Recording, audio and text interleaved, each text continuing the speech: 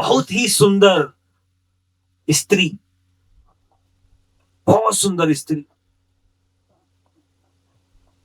आंखों में काजल लगा हुए, पूरे गहने पहने हुए,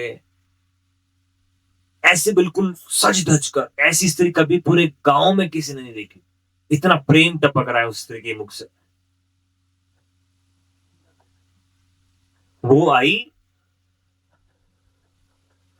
नंद महाराज के घर पे, जब भगवान श्री कृष्ण पालने में थे। वो चाहती थी भगवान श्री कृष्ण को दूध पिलाना।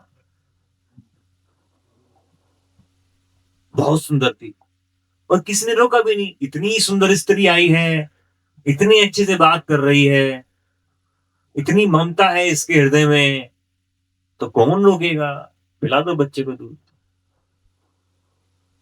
लेकिन उद्देश्य क्या था उस स्त्री का? भगवान कृष्ण को मारना। और वो भेजा गई थी कंस द्वारा, उसका नाम था पूतना। तो जैसे ही भगवान को पता था ये पूतना है, मुझे मारने आई है, जैसे ही दूध पिलाना शुरू किया पूतना ने, उसी समय भगवान ने दूध पीने के साथ साथ उसके प्राण भी खींच लिए। जैसे ही भगवान कृष्ण ने प्राण खींचने शुरू किए, उसी समय पूतना अपनी असली राक्षसी रूप में आ गई। बड़े बड़े दांत, गंदे बाल, पूरा शरीर कुल घोड़ा जैसा, इतना बड़ा शरीर हो गया। तड़पने की, छोड़ो छोड़ो छोड़ो। लेकिन भगवान ने छोड़ा, लेकिन प्राण लेने के बाद छोड़ा।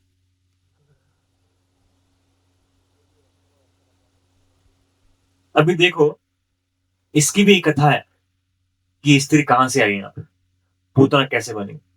जिस समय वामन देव ठगने गए थे बलि महाराज को, सारा का सारा राज्य ले लिया था बलि महाराज से।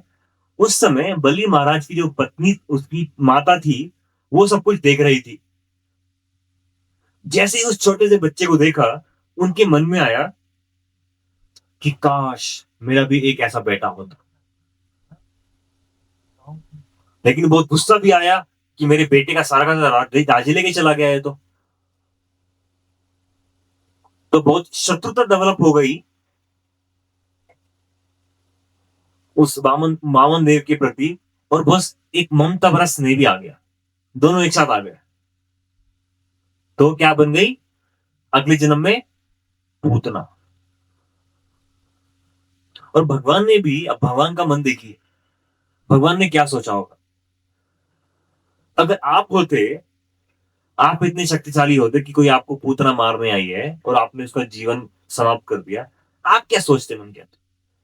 देखा कितना शक्तिशाली हूं मैं, मुझे मारने आई थी, मैंने मार दिया, इसको मैं नरक भेजूंगा। हम तो यही सोचेंगे ना। और क्या मन में आएगा हमारे? अब देखो भगवान के मन में क्या आया। भगवान के मन में आया कि ये राक्षसी कुछ भी है, लेकिन इतना स्नेह था, मुझे दूध पिलाने आई थी ना, ये तो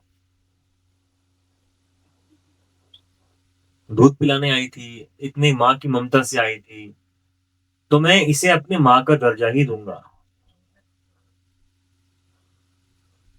भगवान इतने दयालु हैं, जो पूतना अपना विष पिलाने आई थी भगवान को, उसी भगवान ने पूतना का विष खींच के अपनी माँ का दर्जा दे दिया।